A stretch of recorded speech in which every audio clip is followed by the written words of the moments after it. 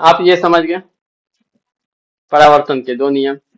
ठीक, आपतन बिंदु, आपतित किरण, परावर्तित किरण, आपतन बिंदु पर जो लंब होगा वह एक ही तल में होगा। दूसरा नियम, आपतन कोण और परावर्तन कोण दोनों इक्वल होंगे। ठीक है, अब आते हैं हम थोड़ा प्रकाश के अपवर्तन। ठीक है, प्रकाश के अपवर्तन।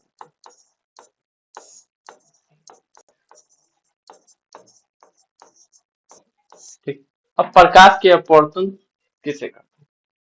हम कहेंगे कि जब कोई किरण एक माध्यम से, या कहेंगे जब कोई प्रकाश की किरणें एक माध्यम से दूसरे माध्यम में प्रवेश करती है तो वह दूसरी माध्यम में जब प्रवेश करेगी तो वह परावर्तित हो जाएगी। क्या हो जाएगी? परावर्तित हो जाएगी। मान लीजिए कोई प्रकाश वायु में गमन करती है, ठीक है, और कांच में जाएगी तो उसका जो प्रकाश होगा वह थोड़ा विचलित हो जाएगी। ठीक है, प्रवेश कर जाएगी। ठीक है, तो इसका जो परिभाषा होगा हम लिखेंगे, जब कोई प्रकाश की किरणें, जब कोई प्रकाश की किरणें, प्रकाश की किरणें, किरणें एक माध्यम से, एक माध्यम से दूसरी माध्यम में प्रवेश करती हैं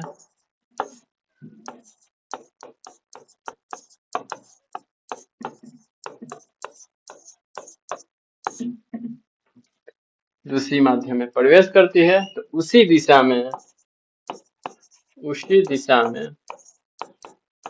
में वह परिवर्तित हो जाएगी।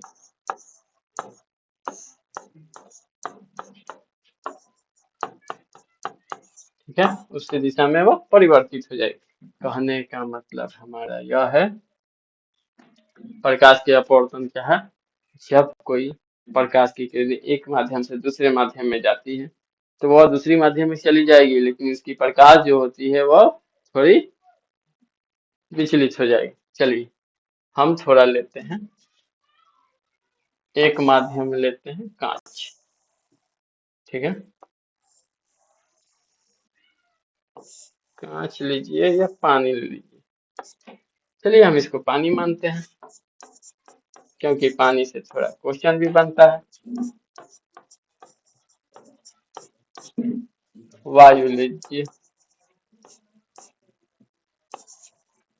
ठीक है, चलिए एक माध्यम लेते हैं हम वायु, दूसरा माध्यम पानी ले लेते हैं। इस चलिए ये एक चार कोण वाला कोई बर्तन होगा। ठीक है, हम क्या करेंगे कि एक प्रकाश को यहाँ से लाएंगे। ठीक है, एक प्रकाश को यहाँ से भेजे, कोई प्रकाश आया, लाइट की स्पीड 3 × 10 के पावर 8 मीटर पर सेकेंड। इसमें आने के बाद, ठीक है, यहाँ पे चेंज कर देते हैं, इसमें आया। ठीक है, अब हम जानते हैं कि माध्यम में प्रकाश की चाल कम होती जाती है। ठीक है, हमको मालूम है कि अगर माध्यम अलग अलग होगा तो प्रकाश की चाल कम होगी। ये जो है ऐसे जाती हुई प्रतीत हो रही है। ठीक है, ऐसे जाती हुई प्रतीत हो रही है। सीधा है, थोड़ा मोड़ा टेढ़ा है। चलिए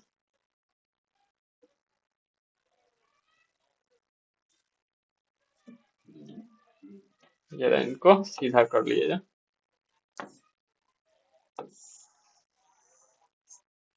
ये ऐसे आएगी।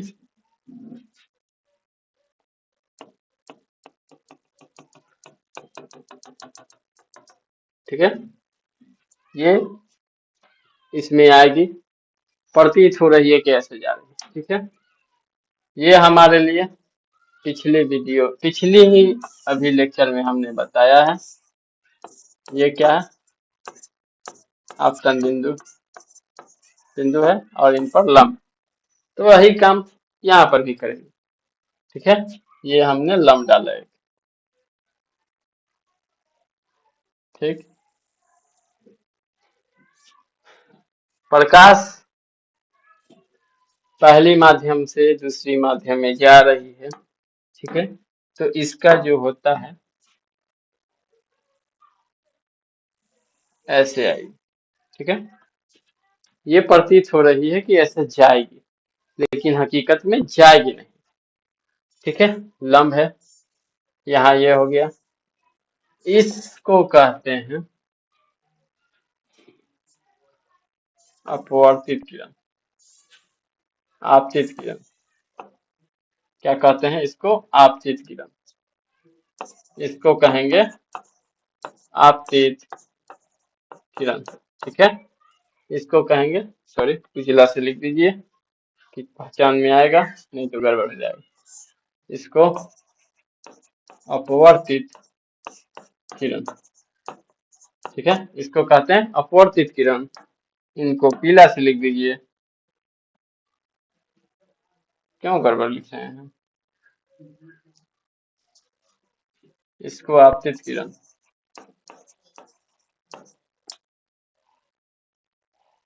सॉरी इनको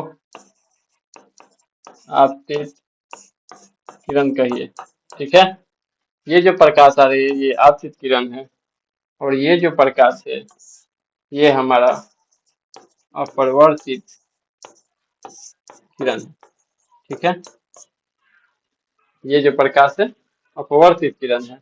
किरण ऐसे जा रही है, ठीक है, और इसको जाना है ऐसे, ठीक है।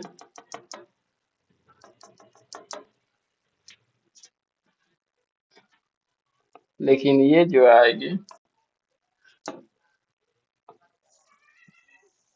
ऐसे जाएगी। इसके यहाँ से एक लंब डाल दीजिए, ठीक है। प्रतीत होगी कि ये ऐसे आ रही है, लेकिन जाएगी कैसे? ऐसे, क्योंकि माध्यम में चेंज होने के बाद प्रकाश अपने पुनः वही माध्यम, वही दिशा में पकड़ लेती है, वही दिशा चलने लगती है। तो देखिए, कहने का मतलब ये है कि अभिलंब और आपतित किरण के बीच को आई कहते हैं, और अभिलंब और परावर्तित किरण के बीच को आर से सूचित करते हैं। लेकिन यहाँ पे अपवर्तित किरण है, ठीक है। और अभिलंब और इसको आई कहते हैं और इसको आर कहेंगे, ठीक है। ये I1 कर दीजिए, R2 कर दीजिए, ठीक है। I1 और R2। अब यहाँ से हम, हाँ एक और क्वेश्चन, क्वेश्चन नहीं, इसको जानकारी के लिए बता देते हैं कि यहाँ से यहाँ तक के जो माध्यम है, ये जो किरण निकला है इसको निर्गत किरण कहते हैं। आपके एग्जाम में पूछा जाता है, ठीक है, कि पहले माध्यम से कोई प्रकाश आती है, दूसरे माध्यम में जाती है, और दूसरे माध्यम से फिर पहले माध्यम में चली जाती है, तो उसको क्या कहते हैं? तो उसको निर्गत किरण कहते हैं, ठीक है। चलिए, अब यहाँ से इनका भी, यहाँ तक आपको समझ में आया कि नहीं? यही जो नियम है यहाँ पर भी, जरा इनको भी हम गौर करते हैं। इन पर यही गौर करना है कि अभिलंब हम पहले समझा चुके हैं, अभिलंब से ही कोई चीज करना है। सॉरी, यहाँ पे अभिलंब से इसकी दूरी आई, ये आपतन कोण, ठीक है। और चलिए यहाँ पे हम थोड़ा बता देते हैं।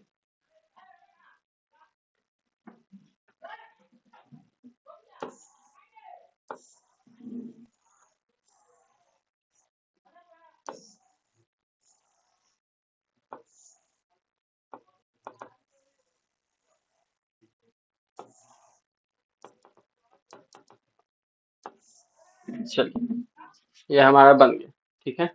हमने बताया है ये कोण और ये कोण को क्या कहेंगे, ये कोण और ये कोण को क्या कहेंगे, ठीक है।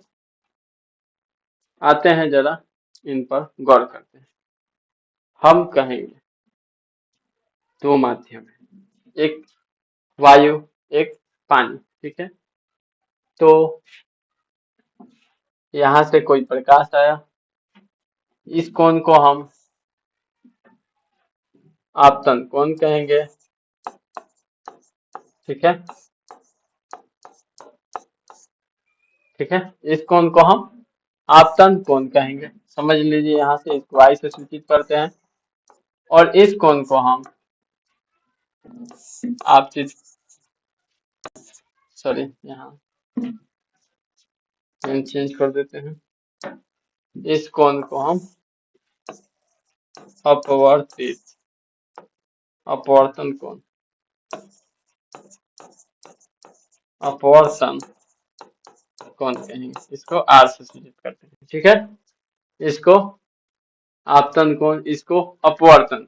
ठीक है, अगर कोई माध्यम में प्रवेश कर जाती है और वहां से उसका दिशा थोड़ा विचलित हो जाता है तो उसको अपवर्तित कहते हैं। ठीक है, परावर्तित नहीं। परावर्तित होता है कि वही माध्यम में चले जाए, लेकिन यहाँ होता है कि दूसरे माध्यम में आती है तो उसको अपवर्तित कहते हैं। ठीक है, क्या कहते हैं, अपवर्तित कहते हैं। इसको ध्यान में रखिएगा कि कोई भी प्रकाश की किरणें पहली माध्यम से दूसरे माध्यम में जाती है और फिर अपने माध्यम में चली जाती है बिना प्रवेश किए।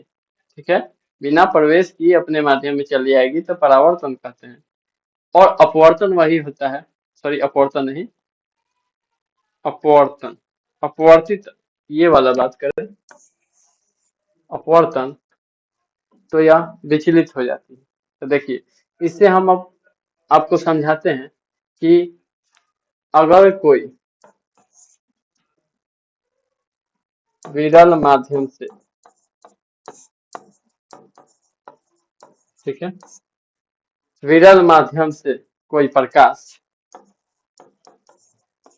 कोई प्रकाश किरण, प्रकाश की किरणें सघन माध्यम में, सघन माध्यम में प्रवेश करती है,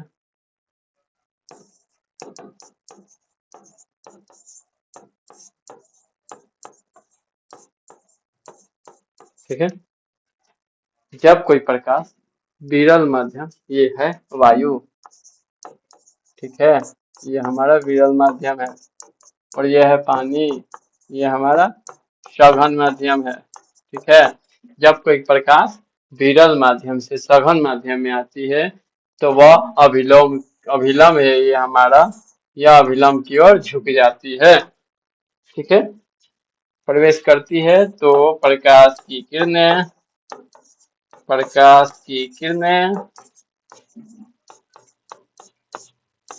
अभिलंब की ओर, अभिलंब की ओर झुक जाती है। ठीक है, अभिलंब की ओर झुक जाती है। ठीक है, आपको यह ध्यान में रखना होगा कि जब कोई प्रकाश किरणें विरल माध्यम से सघन माध्यम में आएगी तो उस प्रकाश की किरणें अभिलंब की ओर झुक जाएगी। ठीक है, पहला। आइए हम इसी में दूसरा देखते हैं। जब कोई प्रकाश की किरणें, जब कोई प्रकाश की किरणें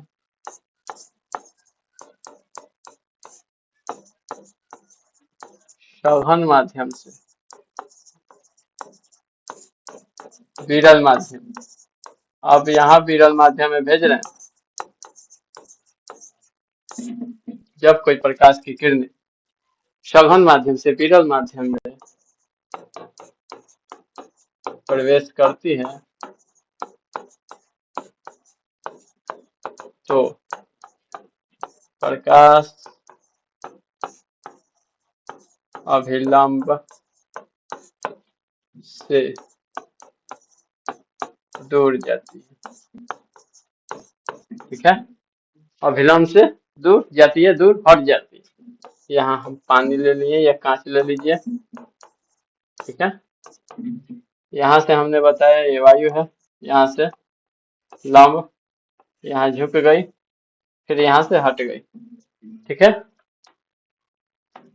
यहाँ लंब डाल देते हैं, कोई और मार्कर से, ब्लू व्हाइट डाल लीजिए, अभिलंब डाल दीजिए यहाँ पे। ठीक है। तो देखिए ये हमारा है विरल माध्यम, ठीक है, समझा देते हैं। ये हमारा है कांच सघन माध्यम, ठीक है। सघन माध्यम में आया है तो इसको जाना है ऐसे,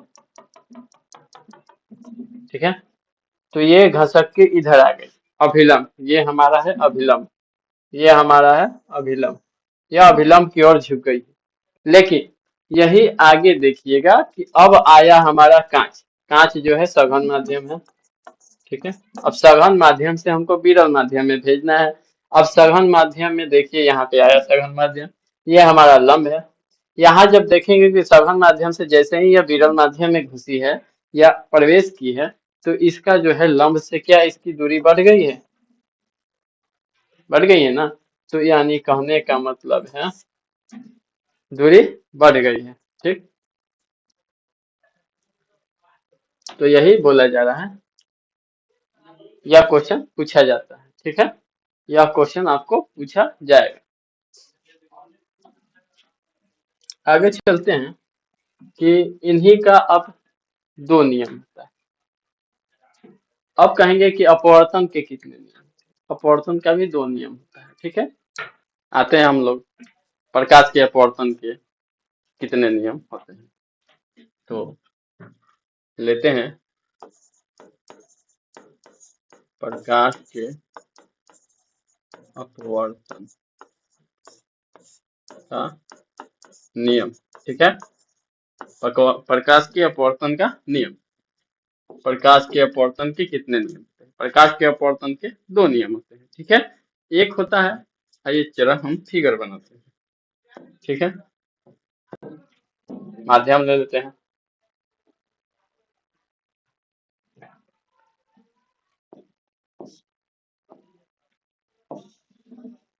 सॉरी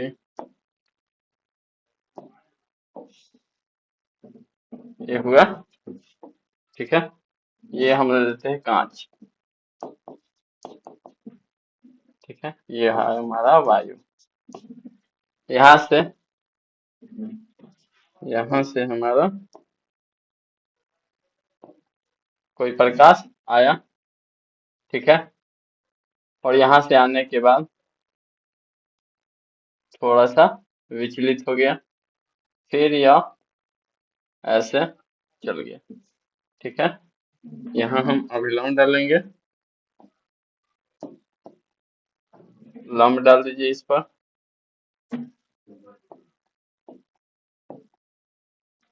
लंब, इस पे भी लंब डाल दीजिए, ठीक है। अब आते हैं जरा इन पर प्रकाश के अपवर्तन के नियम, ठीक है। अपवर्तन के नियम, हमारा फर्स्ट नियम जो है क्या है, फर्स्ट नियम जो है, फर्स्ट नियम जो है बोलता है, फर्स्ट नियम कि आपतित किरण, ठीक है, अपवर्तित किरण और आपतन बिंदु पर अभिलंब सभी एक ही तल में होगा। क्या, आपतित किरण, ठीक है, आपतित किरण, अपवर्तित किरण, आपतित किरण, अपवर्तित किरण और आपतन बिंदु पर लंब तीनों एक ही तल में, समतल लिख दीजिए, एक ही समतल में होगा, ठीक है। आपतित किरण और अपवर्तित किरण, ठीक है। आपतित किरण, अपवर्तित किरण और आपतन बिंदु पर अभिलंब सभी एक ही तल में होगा, यानी कि ये बोला जा रहा है, ठीक है। ये हमारा आपतित किरण है और ये हमारा अपवर्तित किरण है और ये हमारा लंब है जो कहाँ है, एक ही तल में है, पहला नियम, ठीक है। दूसरा नियम, ये हमारा कांच जो है सघन माध्यम होता है, ठीक है, और ये विरल माध्यम होता है। ये कल कल नहीं, इसी सेशन में बता चुके हैं, ठीक। दूसरा नियम क्या कहता है, देखिए दूसरा नियम कहता है कि प्रकाश के किसी विशेष रंग के लिए, कोई भी विशेष रंग होगा, ठीक है। कहने का मतलब आपतन कोण की ज्या, ठीक है, तथा अपवर्तन कोण की ज्या का अनुपात, ठीक है, अपवर्तन कोण की ज्या का अनुपात, ठीक, अनुपात किन्हीं दो माध्यमों के लिए नियतांक होगा, ठीक है, किन्हीं दो माध्यमों के लिए नियतांक होगा। कहने का मतलब होगा कि आपतन कोण की जया, जया साइन बोलते हैं, ठीक है, आपतन कोण की जया तथा अपवर्तन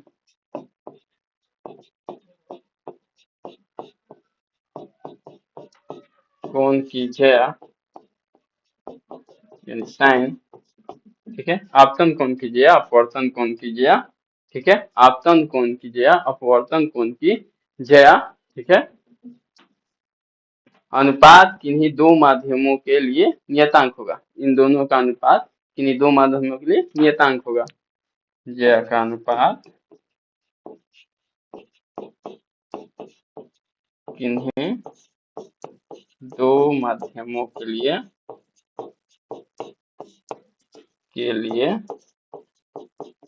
नियतांक होगा।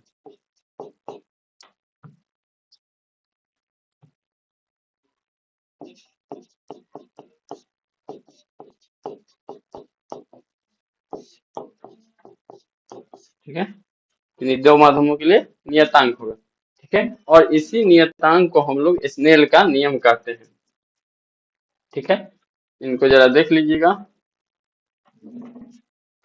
यहाँ जो है कोण आई है और यहाँ जो है कोण आर है, ठीक, तो हम कहेंगे कि स्नेल का नियम जो होता है, स्नेल का नियम, स्नेल का नियम, ठीक है, स्नेल का नियम जो है अपवर्तन यानी प्रकाश के अपवर्तन का दूसरा नियम से ही आता है, यानी कि आपतित किरण की ज्या बटा में अपवर्तित किरण की ज्या, ठीक है। तो यहाँ हम स्नेल का नियम इसको म्यू से सूचित करते हैं, ठीक है, म्यू इक्वल टू साइन आई बटा में साइन आर, ठीक है, साइन आई बटा में साइन आर, ठीक है। इसको हम ऐसे भी सूचित करते हैं, प्रकाश की चाल कहाँ, निर्वात में बटा में माध्यम में प्रकाश की चाल, ठीक है, माध्यम में प्रकाश की चाल, इसको हम सी से सूचित करते हैं, इसको भी से सूचित करते हैं, ठीक है, इसको सी से और इसको भी से सूचित करते हैं, इसको हम यहाँ 0 लिख सकते हैं, ठीक है, सी बटा में भी लिखते हैं, इसको याद रखिएगा। अब हम क्या करेंगे, निरपेक्ष, निरपेक्ष अपवर्तनांक किसको बोलते हैं, इसको जो है निरपेक्ष अपवर्तनांक बोलते हैं, निरपेक्ष अपवर्तनांक, ठीक है, निरपेक्ष अपवर्तनांक बोलते हैं, ठीक है। अब निरपेक्ष अपवर्तनांक हो गया, अब हम कहेंगे कि आपेक्षिक अपवर्तनांक क्या होता है, आपेक्षिक अपवर्तनांक क्या होता है,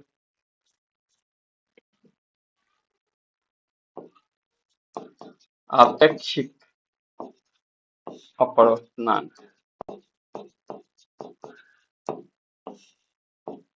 ठीक है, आपेक्षिक अपवर्तनांक उसे कहते हैं, ठीक है। कहने का मतलब है कि दो माध्यमों के निरपेक्ष अपवर्तनांक, दो माध्यम होगा, एक वायु होगा और एक कांच होगा, दो माध्यम का निरपेक्ष अपवर्तनांक, ठीक है, अनुपात को हम अपेक्षिक अनुपात कहते हैं, दो माध्यमों के निरपेक्ष अनुपात, दो माध्यमों के निरपेक्ष अपवर्तनांक के अनुपात को अपैक्षिक अपवर्तनांक कहते हैं।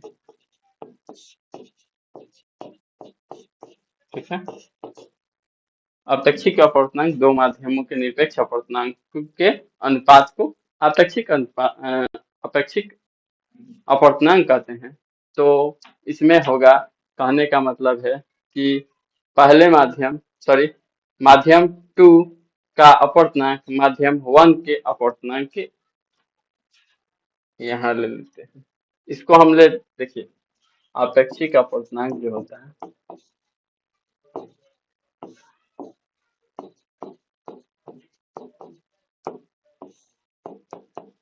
इसमें होता है, ठीक है, इसमें यह होता है कि माध्यम 2 का अपवर्तनांक माध्यम 1 की अपेक्षा, ठीक है, माध्यम 2 का अपवर्तनांक माध्यम 2 का अपवर्तनांक माध्यम 1 की अपेक्षा, ठीक है, माध्यम 2 का अपवर्तनांक 1 की अपेक्षा। तो हम लेते हैं ऐसे, इसको हम लेंगे कैसे, तो इसको लेंगे माध्यम 2 की अपेक्षा लेंगे तो ऐसे लिखेंगे, ठीक है, 2 की अपेक्षा लेंगे तो ऐसे लिखेंगे और इसको लिखेंगे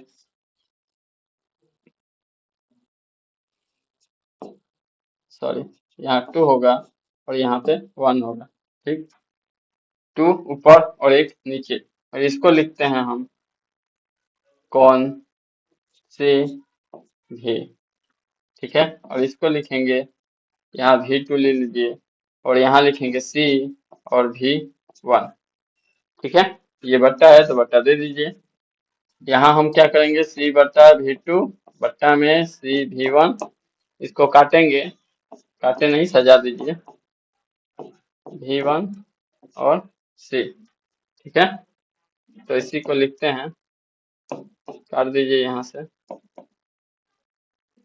तो यहाँ पे V1 बाई V2 आता है, ठीक है, V1 बाई V2 आएगा इसका, तो यह सजाने के बाद आता है, ठीक है। तो हमारे यह प्रकाश का अपवर्तनांक समाप्त होता है। इसके बाद हम अगले वीडियो में चलेंगे दर्पण चैप्टर, ठीक है, और दर्पण चैप्टर में ही हम पढ़ेंगे, दर्पण चैप्टर में ही हम शुरू करने वाले हैं दर्पण, जो हम पिछले वीडियो में चर्चा कर चुके हैं, समतल दर्पण और गोलीय दर्पण, ठीक है। तो हम अब अगले लेक्चर में हम सिर्फ समतल दर्पण के बारे में पढ़ेंगे और इनके बारे में बहुत विस्तार से चर्चा करेंगे, और हमको आशा है कि इसके बाद इससे कोई क्वेश्चन छूटना नहीं चाहिए, ठीक है। समतल दर्पण के बारे में अगले लेक्चर में शुरू करेंगे। आप लोग बढ़िया से पढ़िए, ध्यान से पढ़िए, ठीक है, धन्यवाद।